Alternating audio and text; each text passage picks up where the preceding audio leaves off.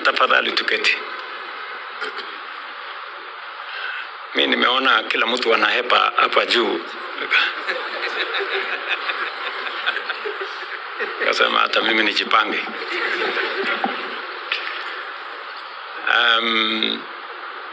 Kawaida podium kama hii wanga ni ya watu wengi, wako na vuvuzela na nini na nini. Amehamia hapa Bwana Udo na familia yake, na kama kuna siku ambayo naelewa kwamba we are making a difference in people's lives, one of them is today.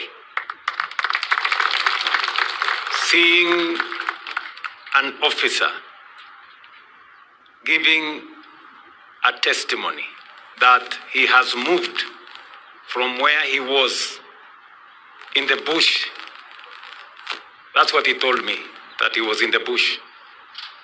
And today he is in a house with dignity, with his family that is secure. That dignity is what every Kenyan deserves. And that is why I am very, very proud of our housing program. It has not come easy. Many people questioned our commitment to this program of housing. They did not believe that we meant what we said. Others challenged us that we were promising more than we could deliver. I stand here today. These houses were started in 2024. In 2 years, we have completed these houses, and servicemen and women will move in and live.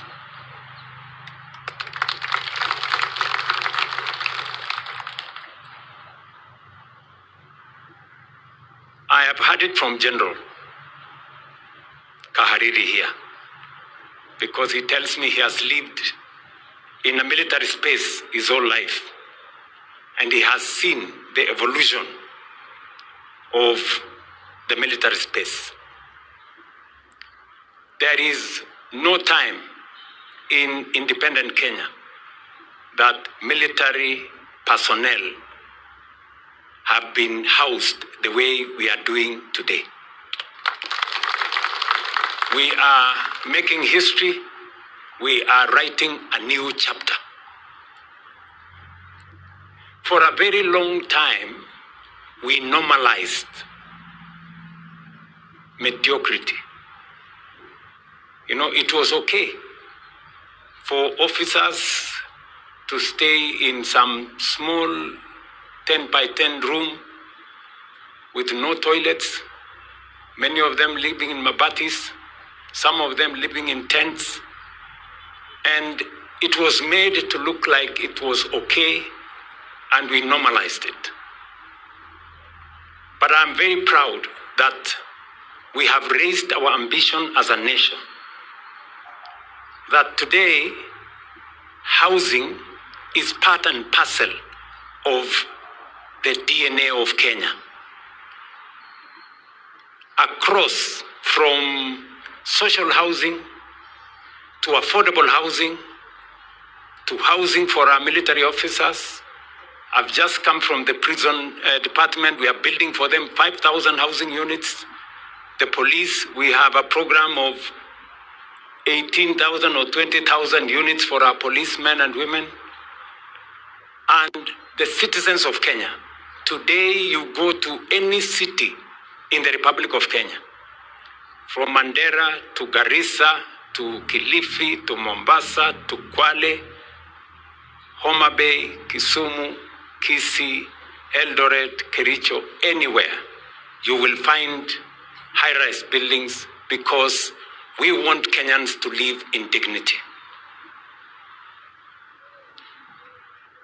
I stand here with a lot of pride that together, as a people, we have moved the needle and we are changing our own country.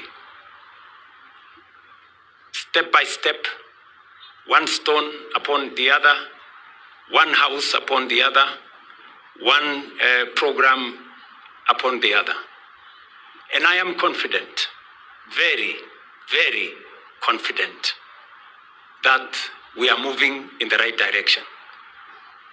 These housing units here, 500 of them, are part of 3,000 housing units, the first phase, here in Roysambu, in Nanyuki, in Gilgil, in Lanet, and in Mariakani. All the 3,000 units will be complete by June this year. Starting with the one we are handing over today. We have already started phase 2. And phase 2 is going to be 10,000 units. Already I've laid the foundation for the phase 2 in this facility. There is a rollout of phase 2 in many other military installations. And I am confident that with the model we have designed, we are going to deliver housing to not just our military personnel, but to our security sector in general and to the people of Kenya, as we are now witnessing. Just for the record, because many people don't believe in doing things differently. There is a lot of innovation. There is a traditional way we have done things before. It has worked before. It may not work now. Because times have changed. There was a time we could fund such programs from the budget because we didn't have 60,000 military men and women. We had less than 10,000. It was possible to do certain things. As the numbers grow, we have to think. We have to be innovative. We have to be creative. And we have to change our mind on some of the things that we have done the traditional way. That is why it is said that it is only a fool who doesn't change their mind. So we have to think outside the box. We have to look for innovative ways of doing stuff for our country. These beautiful houses you see here were not built entirely by public resources. 80%, maybe 90% of the money that built these houses is from the private sector. You know, many people would say, how do you allow the private sector to build houses for our military? Or at all? That is the new way of doing things. Private-public partnership. The 7 billion that we are using to do the first 3,000 houses, most of it came from the capital markets. The 23 billion that we are going to invest in doing the 10,000 units, 80% of it will come from the capital markets, from the private sector. That is how we are going to change our nation. That is how we are going to secure our future. And that is how we are going to make dignity a right, not a privilege.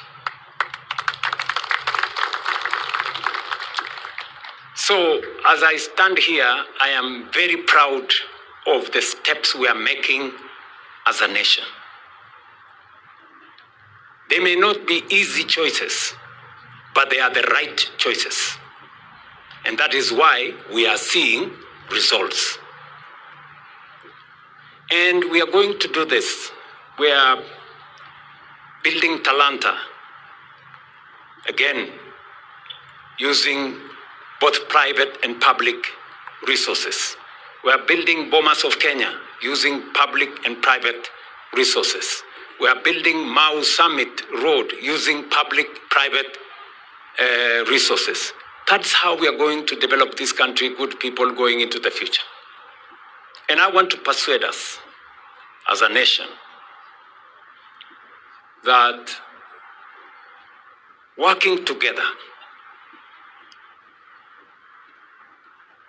building synergy between the public sector, between different institutions in government and the private sector will give us the results that we seek to transform our nation. You're going to be seeing, we are going to be doing more roads. We have a comprehensive program which I have laid out before the people of Kenya. We have built 20,000 kilometers in the last 60 years. In those 60 years, Japan has built 1 million kilometers. Do you people know the difference between 1 million kilometers and 20,000 kilometers?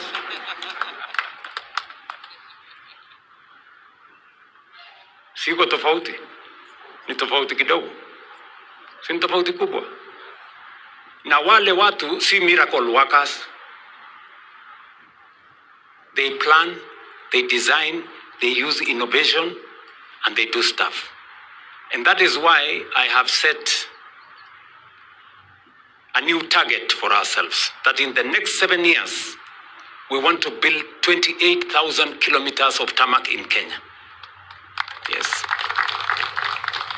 It's going to be a blend of what we can do from the private sector, what we can do from the public sector, and we are going to change our country. We must also get rid of hunger. We cannot live on the edge. 60 years after independence, we cannot have families, children, sleeping hungry in Kenya. We must do whatever it takes.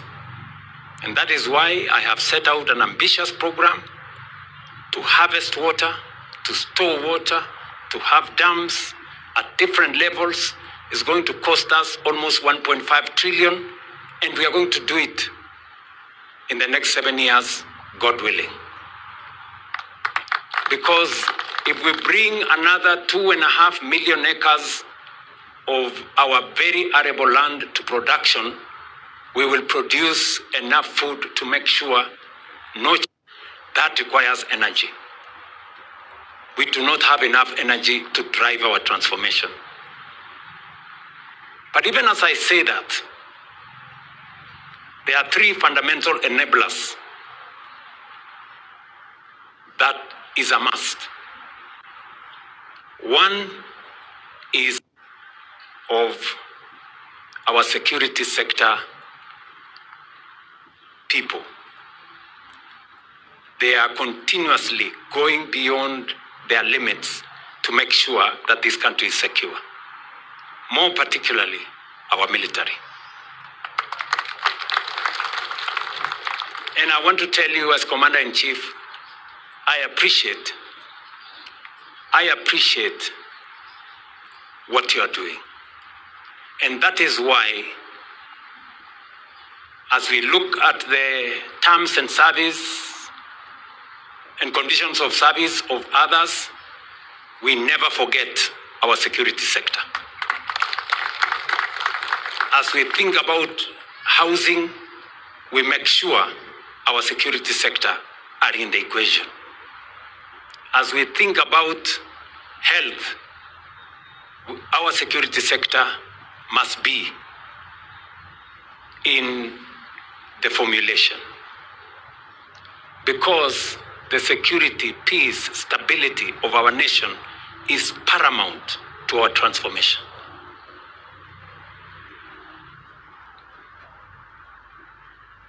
They normally say, with surgical precision and military discipline, And I see it every time. Because many of the projects that we have done, many people don't know. From Talanta to Bomas to Nairobi River Regeneration, I have done it with a tacit support and discipline of our military, for which I am very, very grateful. So, in conclusion, let me say that the two things that stand out from our military men and women is discipline and patriotism. The second enabler for our nation is our belief in ourselves and our belief in our country as we believe in God. As we believe in God, we must believe in this nation called Kenya. And we must believe in ourselves that we have what it takes to achieve and even surpass what others have achieved.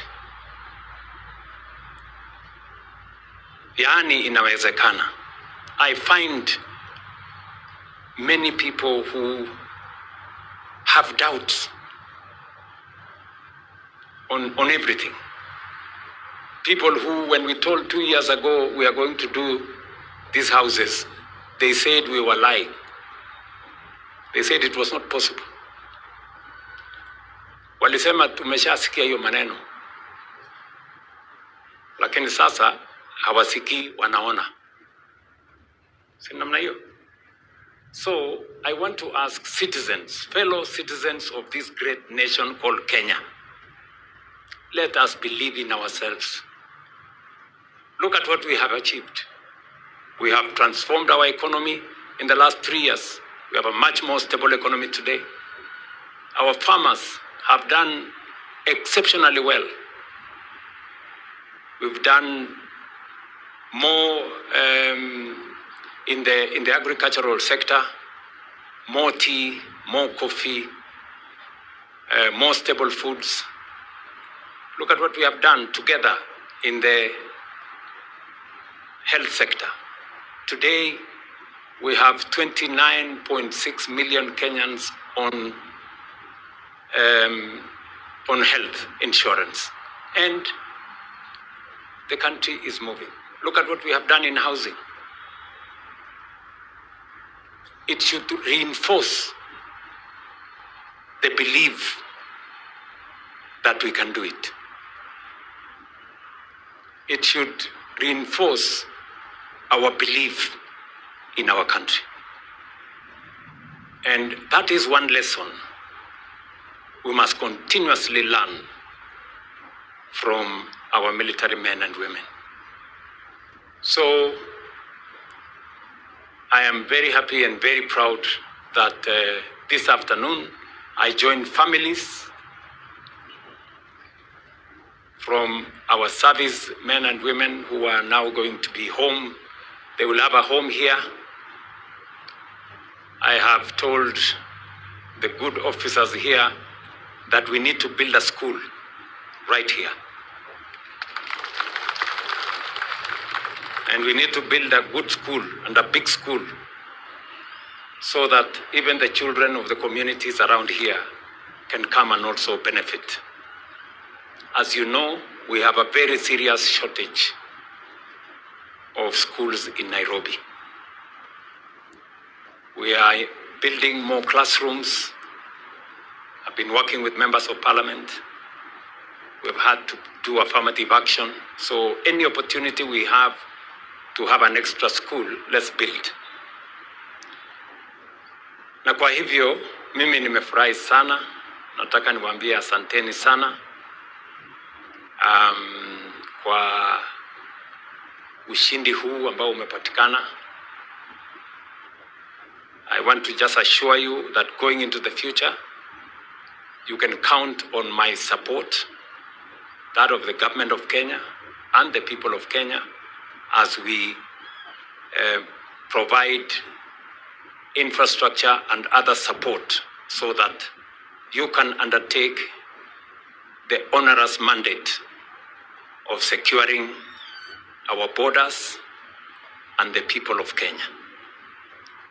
You can count on my support. Nawatakia heri na nataka mjue together our strength is not just in our diversity. It is in the unity in our diversity, standing together beyond regional divides, cultural divides, ethnic divides, religious divides. We must know that ultimately we are Kenyans. Yani sisi ni wa Kenya. That is the bottom line. You can be anything else. You can be anything. But you must always remember, ultimately, we are Kenyans and we are one. And we have a common destiny as a people of Kenya. So, asanteni sana, nawatakia heri. We will do the rest, and God bless you and your families. Asante. Mheshimiwa Rais